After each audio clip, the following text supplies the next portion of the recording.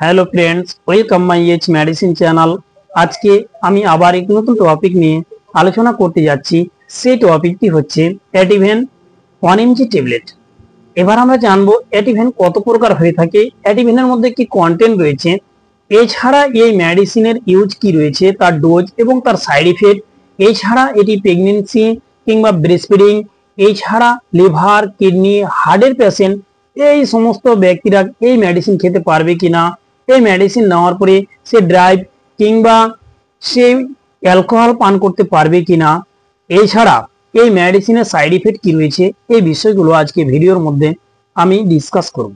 তার আগে আপনাদের কাছে রিকোয়েস্ট, আপনারা অবশ্যই চ্যানেলে নতুন হয়ে থাকেন চ্যানেলকে সাবস্ক্রাইব করুন এবং পাশে থাকা বেল আইকনটিকে প্রেস করে রাখুন, অল নোটিফিকেশন অন করে দিন সবার আগে ভিডিও পাওয়ার জন্য। আসুন আমরা সর্বপ্রথমে জানব যে এই অ্যাটিভেন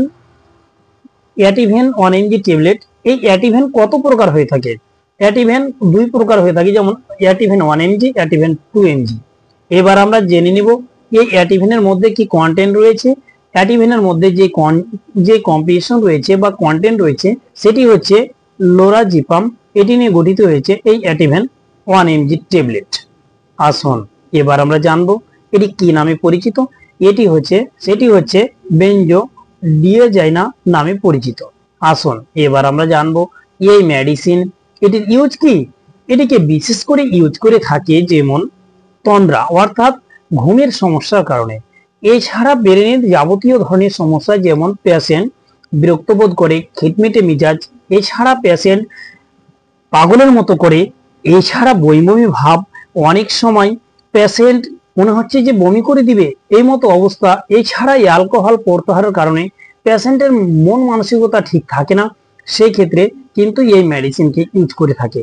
আসুন এবার আমরা জানবো এই মেডিসিনের ডোজ কি। এই মেডিসিনের ডোজ ডাক্তারবাবুরা পেশেন্টের উপর ডিপেন্ড করে তার ডোজ ফিক্স করে থাকে। পেশেন্ট যদি অ্যাডাল্ট হয় সেই ক্ষেত্রে কিন্তু 1 ট্যাব ওডিপিসি একটি করে ট্যাবলেট দিনে একবার নেওয়ার নির্দেশ দিয়ে থাকে। তারপরে আসুন এবার আমরা জানবো যে এই মেডিসিন যে সমস্ত প্রেগনেন্সি মহিলা তারা কি নিতে পারে। তাদের জন্য কিন্তু হালকা সাইড ইফেক্ট রয়েছে এবং এই সাইড ইফেক্টের মধ্যে যদি তারা কিছু অনুভব করতে পারে তাহলে অবশ্যই মেডিসিনকে বন্ধ রাখবে, তারপরে ডাক্তারের সাথে কনসাল্ট করবে। যে সমস্ত ব্রেস্টফিডিং মহিলা তারা এই মেডিসিন খেতে পারে, কিন্তু তাদের জন্য অতি সামান্য সাইড ইফেক্ট রয়েছে এবং এই সাইড ইফেক্ট গুলো কিন্তু অটোমেটিক আস্তে আস্তে শরীর থেকে চলে যায়।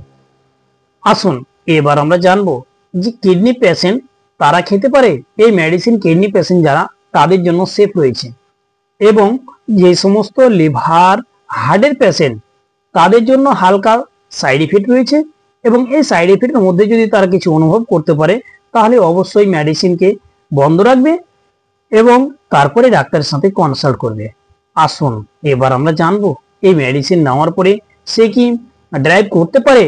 সে ড্রাইভ